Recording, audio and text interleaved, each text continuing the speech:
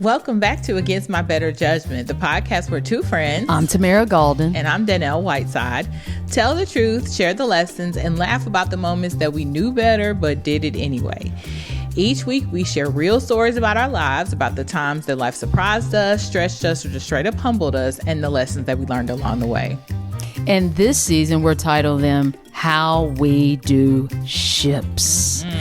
And today, we're going to learn from Dannelle about how we do allyships.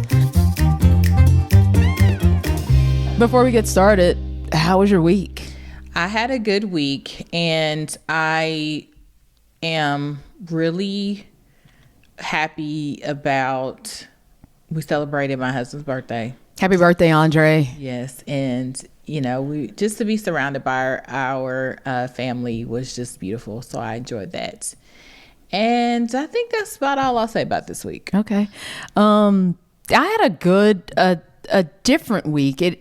And I had a week of first with my new business. It was the first week that I got 2 new clients in one day. Oh, and the sources of the new clients were even unique. So it was the first week that I ever got 2 new clients in one day from 2 totally different sources. So that was exciting. It's also a point in just the business, just trying to learn.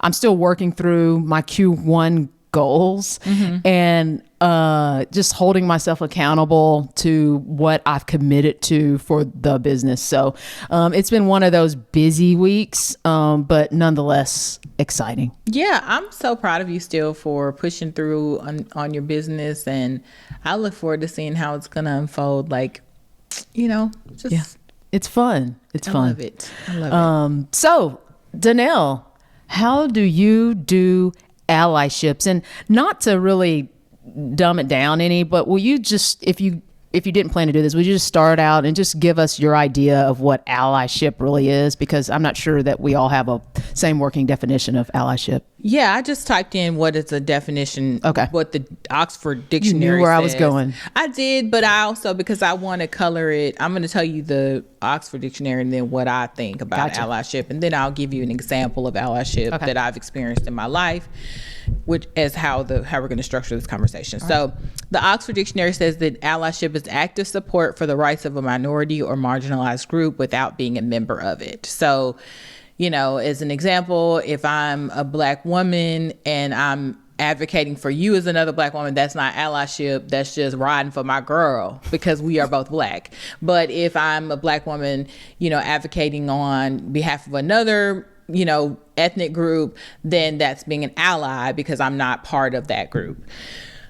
Now, sometimes though, allyship is problematic because I feel like allyship, this definition says active support, but I think people use being an ally as a virtue signal, and they don't actually, it's not active support, it's just lip service support. So, you know, it's great to be an ally of, let's say, the LGBTQ plus community, but if you don't actively do something to help them, then you're just sitting on the sidelines while they're being marginalized. As in, you're just saying, like, you're just not against them. Like, Yeah, if like- you're not doing anything actively, even if it means speaking up in a conversation, you just be saying, I'm not against that. Right. I don't oppose that. Right. And so I've heard of I've heard this phrase, performative allyship, of just like in name only, but not in action.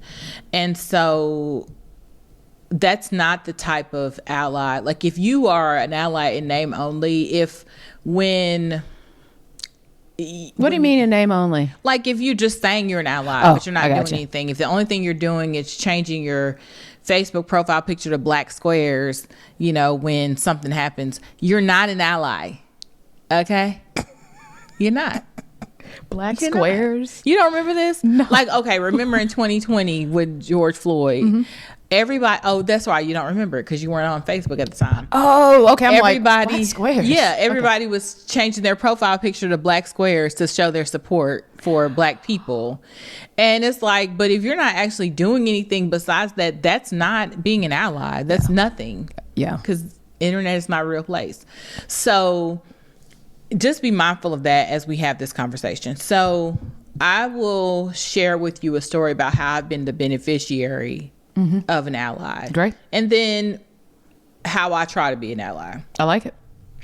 So I remember going back to when I was appointed interim president, and there were two other people when the president announced that she was leaving to go to another institution, and that the board will be searching for an interim president, that there were two names that were floated. Two men's names were floated as being potentials to serve as interim. Okay. You mean like 2 plus you? No. Okay. It was not me. Okay. That's Needed that clarification. Point. Yeah. So my name was not being floated, and I was okay with that. Like, I didn't even, when she announced that she was leaving, it didn't even occur to me that I would ever be considered. Huh. Gotcha. So I was like, literally, and maybe one day I'll tell the full story about how it happened, because it was literally God, but also an ally, because I was sitting outside having lunch with another colleague of mine, and this woman, who is a white woman, walked up to me, and she was asking me, about the process of them selecting an interim leader. And my role as the board secretary at the time was to help them to come to a decision without violating the open meetings laws. Okay. So they can't, because of the open meetings laws, the board members couldn't talk to each other. So I had to call each of them and say, okay, of the two people, who would you pick? And then report back to the chair, like, this is what they said, here's who they're thinking. And so, did you also ask who would you pick and why, or just who would you pick? No, who would you pick of the two? Because again, I wasn't in the running. Okay. I wasn't even expecting to be in the running. I got so, I was asking them, of the two people, who would you pick? Okay. So somehow the rumor mill was starting. So they knew the two names that the board was considering. And so she came up to me and she was like, why are they not considering you? And I was like, I don't know. And I didn't even think that they would. Like, it just wasn't on my radar. And she was like, I'm going to email the board, and I'm going to ask them that your name be put in the pool. And I was like, okay. Like, it was just like, it wasn't, like I said, it wasn't anything I was seeking. It was not in my brain. Why? I don't know. Okay. And that's another thing to interrogate at some point. Like, why would I not even consider myself that I would be capable of doing that? Obviously, people saw my leadership capabilities, but I just didn't. I think just because I was so immersed in the process for this other process, that I was just like, no, they're not thinking about me. But the fact that she went and took an active stance in advocating for me was it. And she might not have been the only person that did it, but I know she did it. Correct. And because of that, the board decided to also consider me, and the rest is history. They actually picked me. The next question is, who then did the calling to each board member saying, who do you pick? You couldn't say, hey, do you want him, or me? Like, no, thankfully I had an assistant board secretary, so I let her do it. That's a great question. And I told her, I was like, I'm not involved at all. Like, do not tell me, keep me out of it. And then, eventually there was a process. And so eventually they selected me. But just an example of how, someone who was not, we're not in the same ethnic minority group, and she stuck her neck out for me to just say, hey, I'll support her and I want you to consider her. And they, like I said, I don't know who else did it, but at least I know they heard from one person, and that one person made the difference. So that's an example of being an ally. And for me, when you are an ally, it takes two things. Number one, it takes seeing the problem.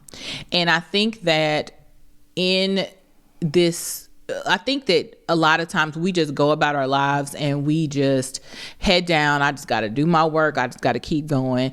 And whatever else happened around me, it ain't none of my business. And maybe that is a protective mechanism, because sometimes I'm guilty of doing that myself, of just like, it's hard for me right now, so I can't be concerned about everybody else. But at some point, you do have to lift your head up, survey, and see what's going on, because when you observe the plight of other people and that who might be marginalized, left out, abused, all of those things, then that's step one, is seeing it, and then step two is doing something about it that is in your power to control. Mm-hmm. Mm-hmm. And to me, that's what makes an ally, seeing it and then doing something about it. And so, for instance, if I've been around a table where, a group of people are being talked poorly about, and marginalized can be so many things. Correct. It doesn't have to be a particular race, or gender. It doesn't have to be, sexual religion. Yeah, it could be anything. Yeah. So anytime you are not part of a group that's being talked about, and then you step up, you stand up for that group. So I remember one time at work, we were having a conversation about a particular benefit for low income students. Okay.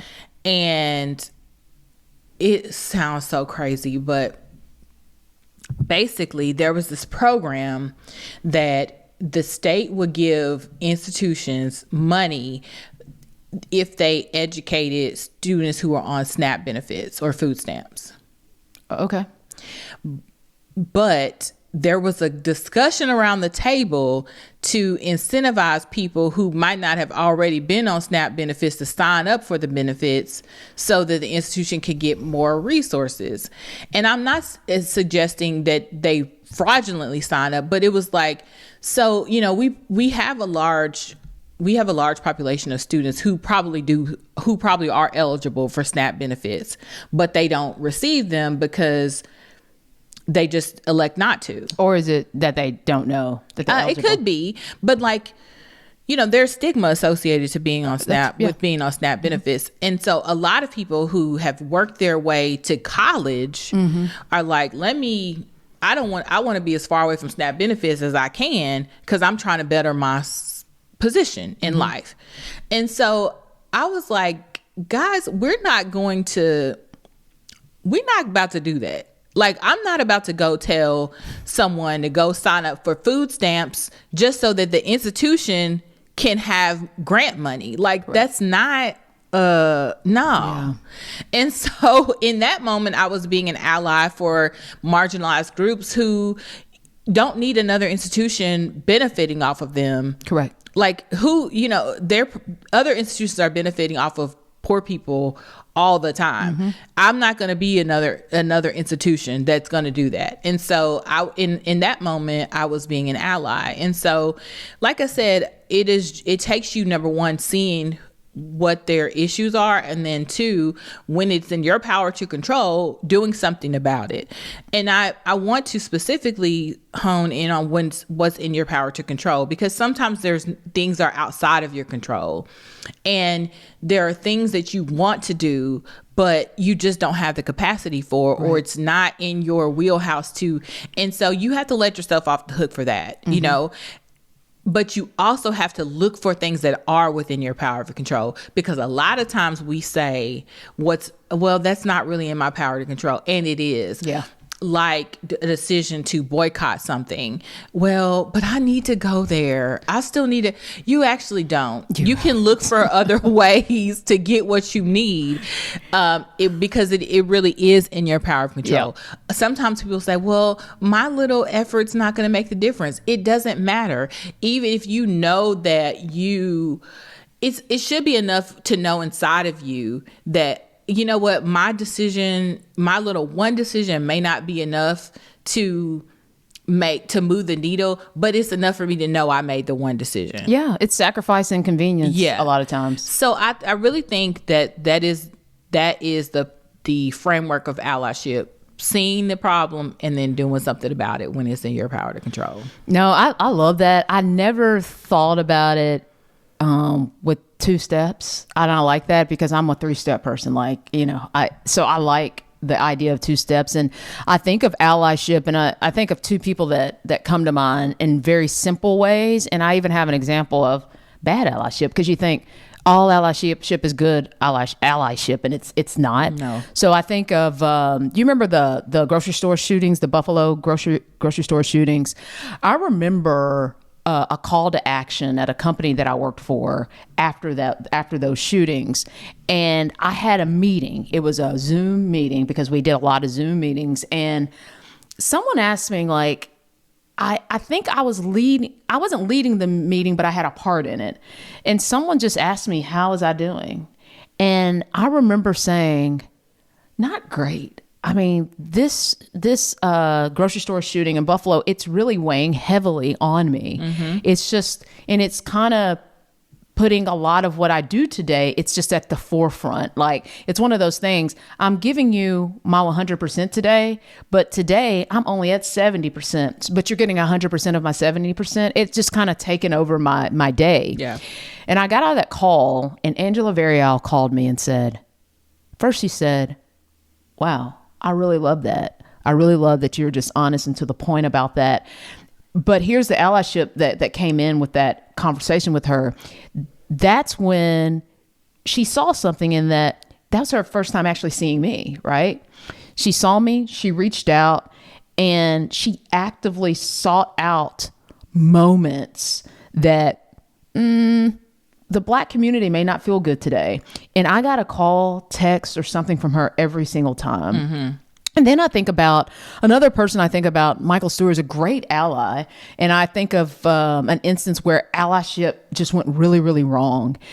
And he initiated this board that would speak to social matters. And his heart was really in the right place because it was after George Floyd. Mm-hmm. And it spoke primarily to social matters. But the problem with it is his team did not look like me. So that was a great effort. And he saw something, he recognized it, and he did something. But the part that was missing is not speaking to the only before you press go with this idea. And so it really black girled me. It really made me feel like just the black girl in the room. Yeah. So that was a sign of the allyship was definitely there, but it definitely went wrong. And it even went to those instances where it grew into a conversation that I wasn't comfortable with. And I felt like every conversation I had to speak up because, again, I felt like he black girled me. Mm-hmm. And so we had a conversation with our group, and one of the leaders, I'm not talking leadership, one of the leaders, because we were all leaders on the call, said something, and it just flew all over me. And I made the statement of, that's not the same. I was like, we should think about, if we're going to speak in this way, let's think about who we hire, who we listen to, what type of value we give them, how do we weight things. And they then took control of the screen, showed their team, and there happened to be one black male on the list. It's kind of saying like, and so my comment to that was, that's like saying I like black people, I have a black friend. Mm-hmm. There's one person on that list, and he failed to recognize that, also they were all men. So it's just, and so after that, because I said something and I didn't have that cool off period, it was very reactionary. Everybody was sending stuff in the chat like, are you okay? I'm sorry that happened. No, what I needed was an ally. I needed you to get off mute and say, no, that is not a good example. That's not relatable. Mm-hmm. I didn't need you to say, am I okay? How are you doing? I'm so sorry that happened to you. I can't believe that. Allies in the conversation. Ally should have said, that's not appropriate. I wouldn't have then had to react to that. So, allyship is very important. There is a place. And frankly, to your point, I love those 2 steps. You have to see something and then do something. And frankly, there's probably a lesson in leadership in there also. Yeah. So I love that. Well, I think what your example come to my mind was active support. If you are sending me a private message, that's not active support. It's a quiet support is not active support. It's not. And it doesn't necessarily mean, because like there was, like, if I think about in our history of, like, you know, people funding, you know, there were white people that funded the civil rights movement. Absolutely. But they were not known. And so loud support does not mean inactive. But what I'm saying is, if it's like, oh, I'm so sorry, that's quiet support, and we don't need that. We need an action that goes, and the action is loud, even though the pronunciation of the action may be quiet, but the action is loud in real time. Yeah, so that's the first thing. But then when you went to bad allyship and what that looks like, I think I'll add a step. I'll revise my steps. Okay. So seeing the problem, step 1. 2, learning what solutions would help the problem. And then 3, engaging those solutions to help the problem. Yeah. Those are the 3 steps. I told you I like 3. Yes. Sure enough. Because you're right. Like, we saw, you know, all in 2020, like, you know, when Aunt Jemima changed the Pearl Milling Company, we didn't ask for that. Did not. We loved Aunt Jemima. Did not ask. That was not going to solve the issue of police involved shootings of black people. Totally missed the mark. It just did. We didn't care about Aunt Jemima on that bottle. Did not. So they were able to say, well, we are being more inclusive. How? You haven't really actively done anything. And the syrup is still brown. It is. The bottle is the same. It just don't have a woman's head. Yeah. So it's just like, you know, and even like recently with Cracker Barrel, and that wasn't us. And people are making it. I can care less. Really, if you want to be an ally for the black community, they're noticing the problem, then asking, like, okay, what can we do? What are the solutions? Help? What are the solutions? And then meeting the solutions. Yep. And so, and again, it's not a black or white thing. It's just anyone that you see that is being mistreated and being left out of a solution or what have you, like, you know, what is in your power to control? And so see the problem, ask for what solution will help meet the problem, and then engage in that solution in the ways that you can, I think is how you can be an ally. I like it. Yep. So let's move on to the We'll Be the Judge segment. And she did not put her name. How do you know it's a she? I don't. Okay. Maybe I do. We'll just keep reading. Okay. Oh, she is, because she's trying to save her girls trip. Okay. Gotcha. Hey, Tamara and Dannelle, I'm trying to save for a girls trip this summer. Nothing fancy, just sun, laughs, and one hotel with good towels. The problem is I keep accidentally spending the money I'm supposed to be saving. Like, yes, I made my coffee at home, but then I bought a tumbler to put it in. I meal prep, but then I order sushi later. I know I need a real system, but I'm also tired. I love convenience, and I swear that my Starbucks habit has a hold on me. So here's my question. How do I actually save my money without giving up all my joy in the process? And we don't have a name. No. Right. Okay. Yeah, at least you have recognized that you're having a trouble saving for this girls trip. And perhaps I can think of 2 things that just come off the top is if you're saving 4%, or maybe probably not that much, but let's just for the sake of numbers, if you're saving 4% of whatever money you make, sounds like realistically, you're gonna have to split that 4% into 2%. 2% goes into just life and living and joy, and the other 2% goes towards this girls trip. The second thing you could do is figure out what else you can add. Can you do DoorDash, or can you do a part-time job that's solely designated to this girls trip? Is there a way to do that? Or will you be getting some kind of bonus that you can designate towards towards this girls trip. Or number 3, maybe it's just going to be a staycation, and you are not going to have a hotel room, and you're going to do fun in the sun in one of your friends' backyard by their pool for a long weekend. So you can figure that out, or even dial back the girls trip. It won't be a week. It'll be a Friday and a Saturday, one night, like something like that. But that's what I got. But I'm going to tell you right now,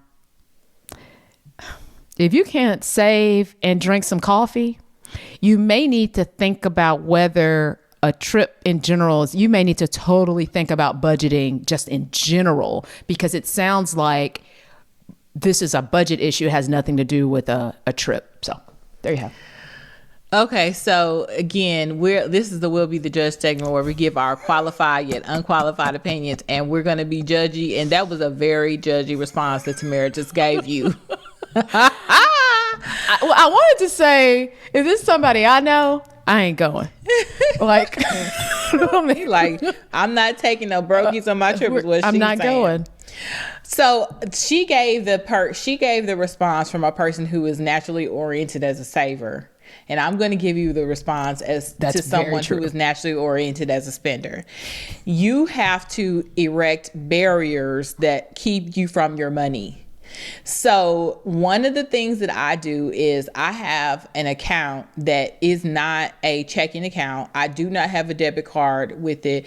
And the only way, which is enough barrier for me that I can access this money, is that I have to log into a whole separate system, transfer it to one of my checking accounts, and then I can access the money. That's enough barrier for me. That's a lot. Where I can't touch it. Okay. And I've also put my money in like a money market account where you have to, like, if I were going to withdraw it, it would take 5 days for it to hit my account. And that's another barrier. And it'll grow interest, so that could help her. Interest. Yeah. So I've erected structures that make it so that I can't get the money fast. That way, because here's what happens.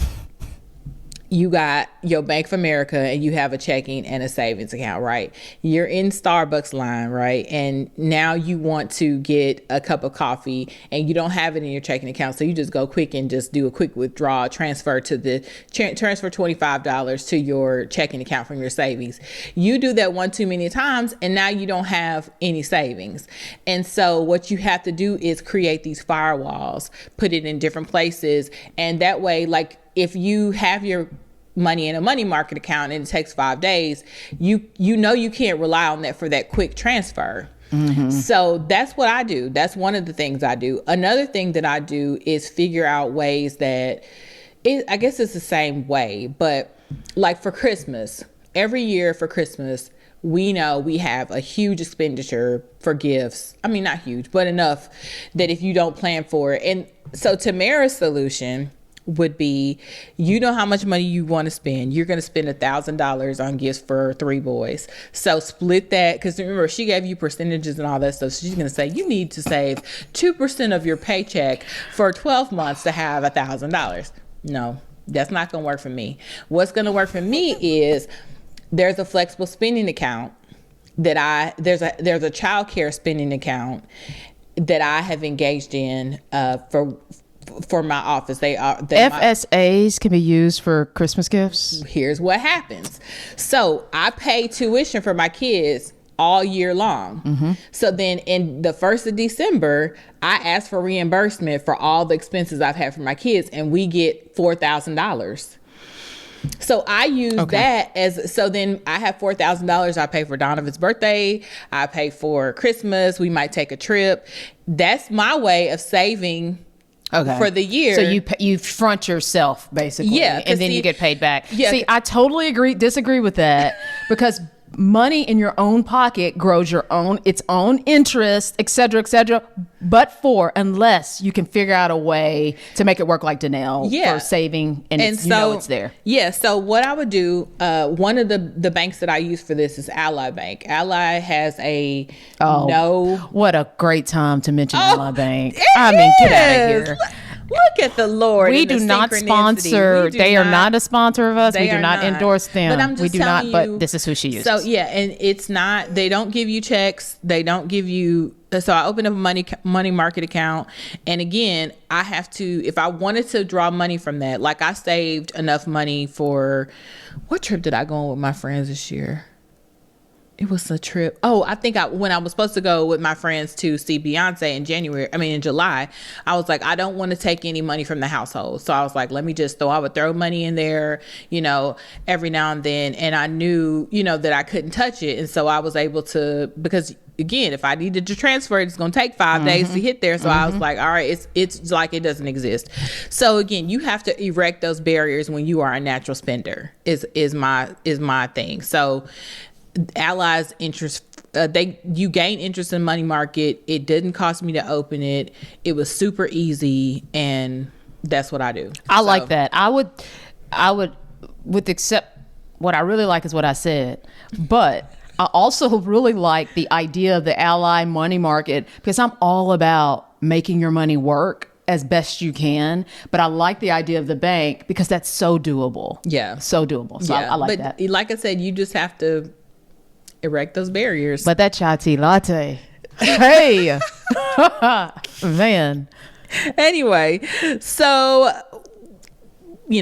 let us know. Hopefully, you end up on this girls' trip. It just takes just a little discipline or a staycation, and figuring out how to beat yourself at your own game, and that's the way that I do it. So don't have a staycation. You can do this. Listen to me, do what I said, and you'll have a great trip this summer. So good luck. Let's move on to the Against My Better Judgment segment. Tamara, what did you do? Yeah, I think if I had to say something about Against My Better Judgment, this kind of goes to just money and money management.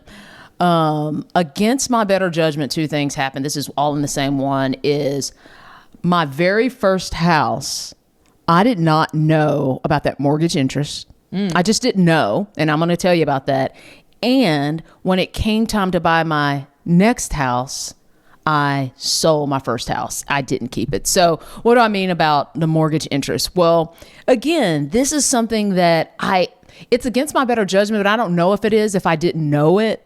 Because I didn't know about it. So I want to tell you all, just in case you're about to buy a house or you're saving up to buy a house, do your best, if at all possible, because I do recognize this, if at all possible, try to save 20% down payment. My very first house, I did not know about mortgage interest. And I think some of it probably goes to my realtor. I think a proactive realtor could have kind of walked me through when I consulted the realtor to make this decision. But just know that if you pay down 20%, you save, that mortgage interest can probably be from $200 to $500, depending on the cost of the house. And you pay that every single month until you're up to the point to where you've paid for 20% of your house. So it's just money that's just going somewhere in this hole of money where it goes that you just can't have back. Whereas if you save that 20%, you have more control of your money. So just remember mortgage interest and that 20%. Again, I did not know it. More control of your money and less mortgage payment. Correct. So it cuts down, and it's not insignificant. It's not a couple of $100s a month you could be paying in mortgage insurance. Correct. So I did not know about mortgage insurance at the time when I first bought. And granted, it has been, the idea of saying over 25 years, isn't that crazy? So it's been over 25 years, but I did not know that. But the bigger part, that just came to me, frankly, that part. But really what I want to talk about is, against my better judgment, I did not keep my very first house as rental property. I knew that I had outgrown my first house. I knew that I was ready to make a move, but and I had the 20% to pay down on my next house. But instead of keeping that house, renting it out as rental property, I sold it. Now, there are a lot of benefits to selling a house, especially in the market at that time. So I'm not telling you that you've made a wrong decision if you sell your first house, but that first house is probably the one where it's probably more ideal to be a rental property than your other houses. It's just usually the way in which it shakes out. So there's not really. That's because typically your first house is smaller, less maintenance and upkeep. Yep. So, like for me, my first house was a townhouse. Yep. Which is great it would have been perfect for a tenant. And I think, what was your house? It was a whole house. Yeah, but it was still smaller. It was significantly smaller, but it was in a good neighborhood. But again, so I'm not saying that it's not bad to sell your first house. And sometimes if you don't have that 20%, think about other way to get it. Understand HELOCs, just understand a lot of different things. But for me, there was no reason, hindsight, there was zero reason for me to I didn't have to sell that first house. And I didn't know anything about real estate at the time either. So I'm sharing with you a lot of things. I just didn't know better. When you know better, you do better. I didn't know. So it's almost like I wish I had known, and I would have never sold my first house. So this is one of those against my better judgments that I'm really sharing with you all, because if you're getting ready to make these decisions, you can't say that we didn't tell you. So, against my better judgment, mortgage insurance. Oh, go ahead. Yep. Mortgage insurance, get that 20%, be creative, figure out ways to get it, talk to a bank, just figure out ways to get it. Number 2, do you have to sell this house? Why? But also just learn about a rental property also, because there are a lot of hoops that you just need to know about. So. Yep. And now you know how to save if you're not a saver. Yep. Some tricks and tips to be able to save if you're not naturally oriented as a saver. That's true. So what's your takeaway from today, this week? Follow our 3 steps, which is notice the problem, find out what solved the problem, and then engage the solution. No, I like that. And I really like same. You added that 3rd step that to me, it can turn, and recognizing that what good allyship looks like, but also owning bad allyship. And I will say I had a leader that really owned the error in the bad allyship. Yeah. So.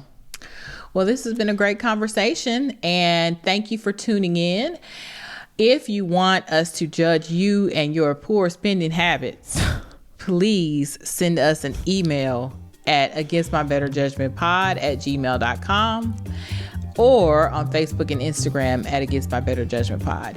Yeah, and while we love talking to you every single Tuesday, we really love likes, hearts, comments, and 5 stars. So give us 5 stars if you liked us or if you got some nuggets from us. But otherwise, have a great rest of your week. Yep. See you next time. All right. Bye, y'all.